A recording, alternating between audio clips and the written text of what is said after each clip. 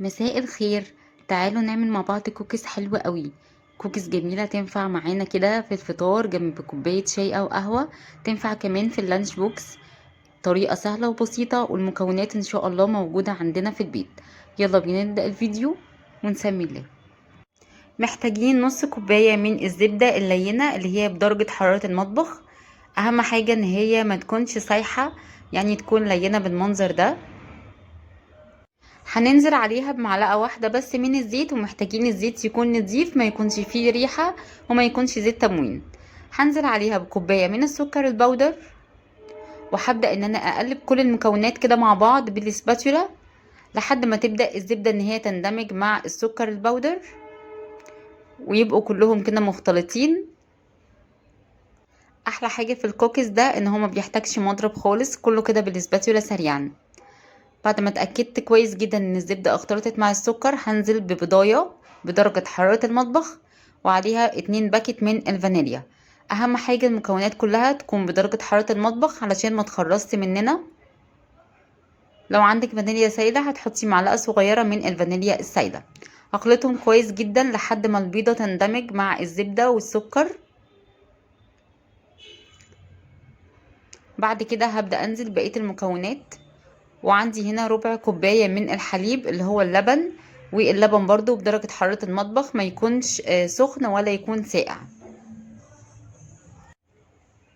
هقلب كويس لحد كمان ما ربع كوباية اللبن تندمج كويس قوي. وهتحسي شوية كده ان الزبدة بدأت ان هي تخرص حاجة بسيطة، ما تقلقيش خالص، قلبي كويس جدا. بعد كده بقى هننزل بمكونات الجافة.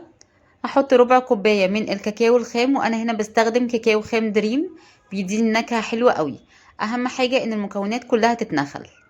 هحط كمان معلقة كبيرة من النشا، والنشا هيديني قرمشة حلوة جدا. معلقة كبيرة كده، مش مليانة قوي، مش هرمية. وهنزل بكوباية من الدقيق ورشة من الملح، وهبدأ انخل المكونات دي كويس جدا.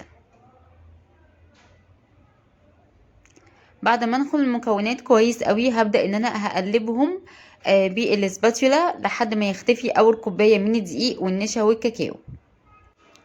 العجينة هتاخد معايا من كوبايتين لكوبايتين وربع من الدقيق، وده بيكون حسب استجابة الدقيق للمواد الدهنية والمواد السائلة. يعني ممكن تاخد معاكي كوبايتين دقيق وممكن تاخد معاكي كوبايتين وربع. انا بعد ما قلبت كده كويس جدا حطيت كوباية الدقيق التانية، وبدأت ان انا انخلها واقلبها برضو كويس قوي.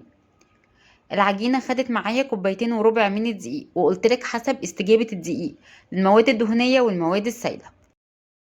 اهم حاجة تحطي كوبايتين الدقيق الاول، وبعد كده تشوفي هي محتاجة ولا لا. العجينة تتلم بالسباتولا مش بايديكي، لان درجة حرارة الايد هتخليها سايحة معاكي جدا.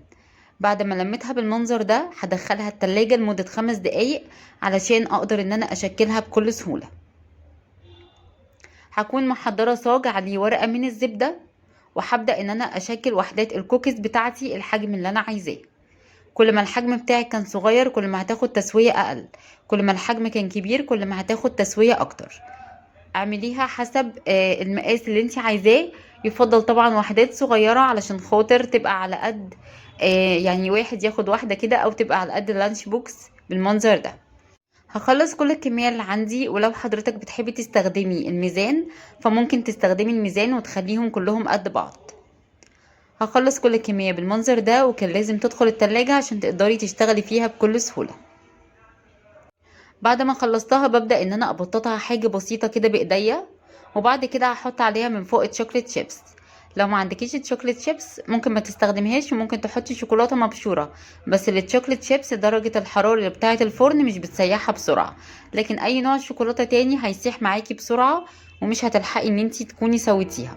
هدخلها على فرن ساخن 170 درجة حرارة، 170 فوق وتحت. لو ما عندكيش فوق وتحت شغلي تحت بس لحد ما تاخد القوام، او تحسي ان هي خلاص بدأت تستوي، بعد كده شغلي الشواية. ولو عندك فوق وتحت شغلي فوق وتحت، كمان شغلي المروحة لو موجودة عندك.